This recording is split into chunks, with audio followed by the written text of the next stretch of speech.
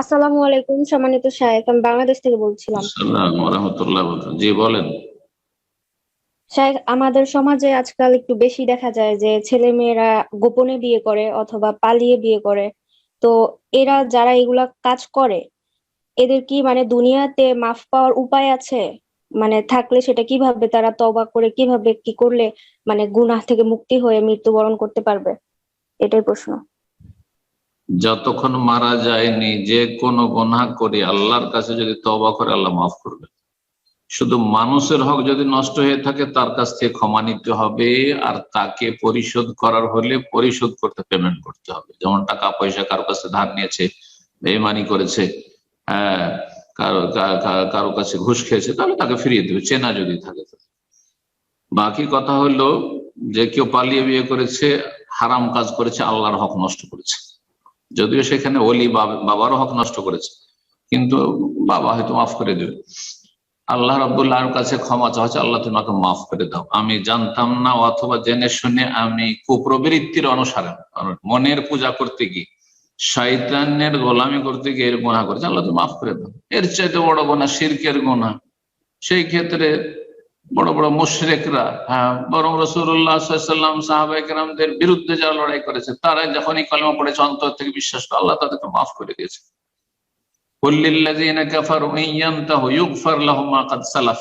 আল্লাহ কোরআনে বলছেন যে কাফেরদেরকেও বলে দাও, এমনকি ইহুদিদেরকেও বলে দাও, যতই বড় কট্টর ইসলামের মুসলিমদের দুশমন হোক না কেন, কুল লিল্লাযিনা কাফারু, কাফেরদেরকে জানিয়ে দাও আল্লাহ যে কত দয়ালু, আরহামুর রাহিমিন। ইয়ান্তাহু, তারা যদি এখনো ক্ষান্ত হয়ে যায়, হ্যাঁ, পাপ থামিয়ে দেয় এবং ফিরে আসে আল্লাহর দিকে, আল্লাহর দিনের দিকে ফিরে আসে, তাহলে ইউগফার লাহুম মা কাদ সালাফ, অতীতে যা কিছু অপরাধ করেছে সব ক্ষমা করে দেওয়া। আল্লাহু আকবার।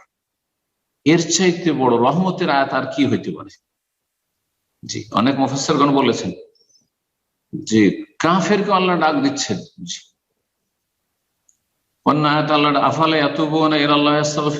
যারা অপরাধ করেছে, যে কোনো অপরাধী, যত বড় মুশরিক কাফের হোক না কেন, ইসলামের দুশমন হোক না কেন, অথবা হারাম জেনা করুক, মদ খাক, আর খুন করুক, যাই হোক না কেন, হ্যাঁ, আল্লাহ বলছে আফালা ইয়াতুবুনা ইলাল্লাহ, তারা কি আল্লাহর কাছে তওবা করবে না?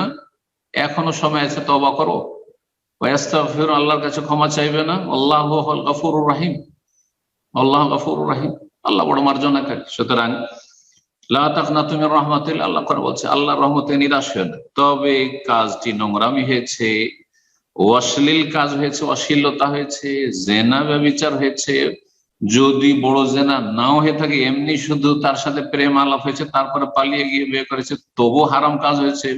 জেনার প্রায় স্তরগুলি পার করেছে, তারপরে পালিয়েছে। একটি মেয়ে কখনো পালাবে না যতগুলো জেনার স্তর আছে সেগুলি পার না করলে। তো আল্লাহর কাছে এই সমস্ত অশ্লীলতা থেকে তওবা করতে হবে, আল্লাহ মাফ করে দেবেন ইনশাআল্লাহ। জি। আর যদি বিয়ে এরকম হয়ে থাকে বিনা ওলিতে, তো সতর্কতামূলক বিয়ে নবায়ন করবে ওলির সম্মতিতে, অলির অনুমতিতে। অলির অনুমতি বা নেতৃত্ব অবশ্যই লাগবে। এই নয় যে ওই বিয়েতে থেকে গেলাম আর আল্লাহর কাছে তওবা করলাম, যথেষ্ট নয়। জি।